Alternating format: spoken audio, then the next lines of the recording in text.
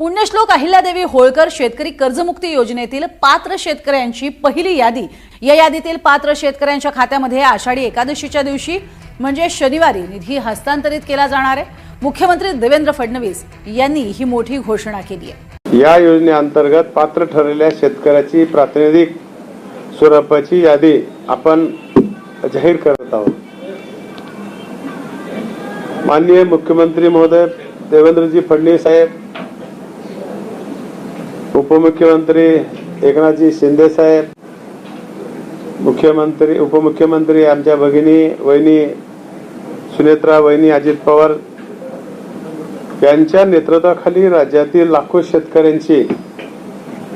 शेतकऱ्यांना त्यांच्या कुटुंबांना दिलासा देणाऱ्या ऐतिहासिक निर्णयाची अंमलबजावणी आज सुरुवात करत आहोत। या योजनेसाठी राज्य शासनाने सुमारे 36,585 कोटीची भरीव आर्थिक तरतूद केली आहे। या माध्यमातून राज्यातील सुमारे 56 लाख पात्र शेतकऱ्यांना कर्जमुक्ती लाभ मिळणार आहे। तसेच महात्मा फुले शेतकरी कर्जमुक्ती योजनेचा लाभ घेतलेल्या 12 लाख शेतकऱ्यांना देखील रुपये 2 लाखापर्यंतचा लाभ मिळणार आहे। लाभार्थी शेतकऱ्यांची अंतिम यादी आणि लाभ वितरणाची प्रक्रिया अत्यंत पारदर्शक, सुलभ आणि नियोजनबद्ध पद्धतीने करण्यात येत आहे। ही योजना केवळ कर्जमुक्ती नसून शेतकऱ्यांना आर्थिक ताण कमी करून त्यांना नव्या जोमाने शेती करण्यासाठी सक्षम बनविण्याचा राज्य शासनाचा प्रामाणिक प्रयत्न आहे। आतापर्यंत कर्ज माफी झाली त्यावेळेस कर्ज पुन्हा त्याला भेटत नव्हतं, परंतु यावेळेच्या कर्ज मुक्तीचं लगेचच ज्या व्यक्तीचं शेतकऱ्याचं कर्ज आहे त्याला तेवढं कर्ज वितरण करण्यासाठी सरकारने त्याच्यामध्ये कायदेशीर म्हणजे करावंच अशा प्रकारचं कंपल्शन केलेलं आहे।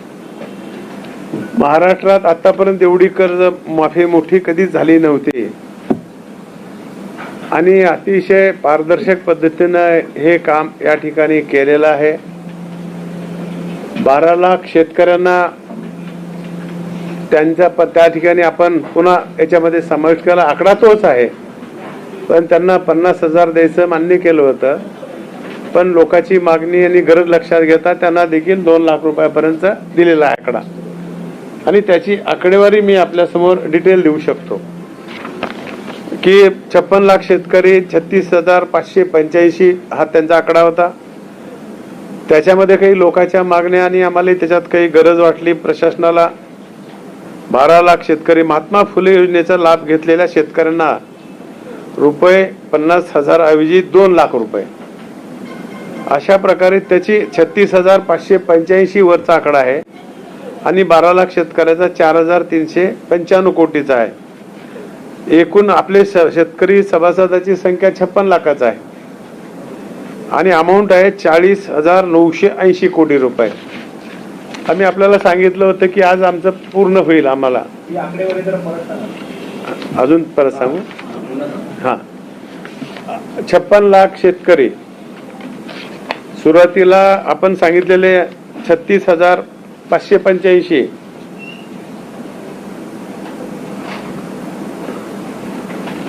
12 लाख शेतकरी महात्मा फुले योजनेचा लाभ घेतलेल्या शेतकऱ्यांना रुपये 50,000 द्यायचा अगोदर सुरुवातीला आपण मान्य केलं होतं, पण पुन्हा सगळ्याचा साधक बाधक विचार करून पुन्हा त्या 50,000 2 लाख रुपये त्यांना आपण देणार आहोत।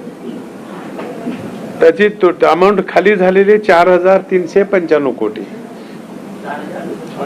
हा 4,395 कोटी, वरचे झाले 36,585, दोन्हीची बेरीज मिळून झाली 40,980 कोटी।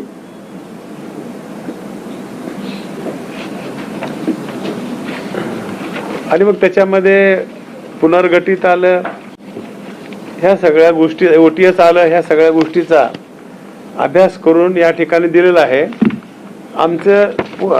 आम्हाला अपेक्षा होती की इन्कम टॅक्सची यादी आमच्याकडे प्राप्त नाही, हे केंद्र सरकारकडे आहे, म्हणून आपल्याला 3ची वेळ दिली होती। त्याच्याबद्दल मी आता आपली दिलगिरी व्यक्त केली आहे। पण तरी पण आज ठरल्याप्रमाणे आपण काढायचं म्हणून आमच्याकडे जे काही उपलब्ध यादी होती, जे इन्कम टॅक्स मध्ये बसत नाही, अशा लोकांची आम्ही यादी केली आहे. मग अमरावतीमध्ये DCC बँक 58, अमाऊंट आहे 38,37,119. हा, 38,37,119. मी तुम्हाला जी कॉपी देतो सगळ्या, चालेल ना? जिल्ह्याची नावं सांगतो. लातूर DCC बँक 133 आणि अमाऊंट तुम्हाला सगळी मी यादी देतो, फक्त NPC नाव सांगतो. Nagpur DCC bank 16, Pune DCC bank 85, Satara DCC bank 38 आणि ठाणे DCC बँक 182. अशी एकूण सभासदाची संख्या 553 आणि अमाऊंट हे 2,99,37,540. हे आता कन्फर्म झालेले आहेत. बाकीचं काम अपलोड हुलालेवरी टॅली याद्या ह्या व्हायला वेळ लागतात. ते काम आमचं कंटिन्यू चालू आहे आणि याच्यामध्ये मी विशेष करून मुख्यमंत्री देवेंद्र भाऊ फडणवीस आणि उपमुख्यमंत्री एकनाथजी शिंदे साहेब आणि श्रीमती वहिनी साहेब आणि आमच्या खात्याचे प्रधान सचिव सन्माननीय दराडे साहेब, सहकार आयुक्त तावरे साहेब आणि त्यांच्या सहकार खात्याच्या सर्व अधिकाऱ्यांनी अतिशय समर्पित भावनेनं हे काम केलेलं आहे आणि चांगल्या प्रकारचा या ठिकाणी न्याय देण्याचं काम केलेलं आहे. विशेष करून मी आणि शेतकऱ्याच्या वतीनं मुख्यमंत्री महोदय आणि प्रशासनाचा आभार मानतो की आपण याही परिस्थितीमध्ये आमच्या शेतकऱ्याला दिलासा दिलेला आहे. त्याबद्दल सरकारचेही आभार मानतो. आपणही पत्रकार मित्रांनी आम्हाला वेळोवेळी सहकार्य केलंय, मार्गदर्शन केलंय आणि बाकीचं काम आमचं सांगतील. ही आमची टेक्निकल मंडळी आहे. काही तुमचा संशय असेल तर विचारा, ते लोक आणि आम्ही दोघांनी मी सांगू तुम्हाला. सर, प्रामुख्याने 30 जून आधी तारीख दिली होती कर्जमाफीची. त्याच्यानंतर सभागृहात कृषी मंत्र्यांनी जाहीर केली की 5 जुलैला प्रत्यक्ष खात्यात पैसे जमा होतील. हो, आज झाले 22 तारीख. आता तुम्ही जाहीर केली फक्त 553 शेतकऱ्यांची यादी आणि एकूण शेतकरी आहेत 553 आणि एकूण शेतकरी आहेत जवळपास 56 लाख. तर किती वेळात म्हणजे प्रत्यक्ष शेतकऱ्यांना कधी पैसे मिळणार एवढे? फार काही वेळ लागणार. तर काम चालू आहे, अपलोड होईल त्या. आमच्याकडून अडचण नाही. इन्कम टॅक्सची यादी आमच्याकडे प्राप्त झाली नसल्यामुळं 5 जुलैची तारीख कशी जाहीर केली होती? त्यावेळेस काम पूर्ण होईल वाटलं होतं. त्याच्यानंतर ही आकडे मध्ये वाढले आपले. या 50,000 ज्यांच्या ऐवजी 2 लाख आपण केले. आपण हे सगळे याद्या टॅली करायला सगळ्या गोष्टीला थोडासा वेळ लागला.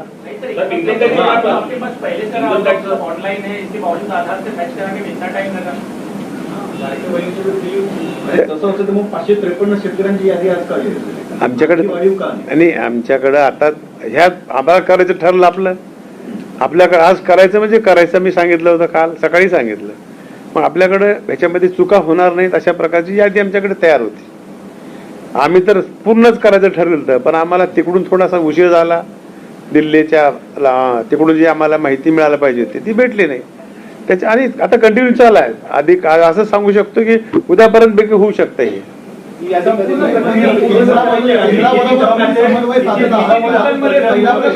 जण.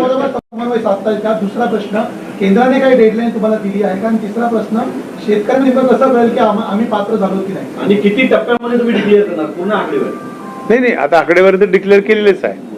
दुसरा मुद्दा काय होता तुमचा? केंद्रासोबत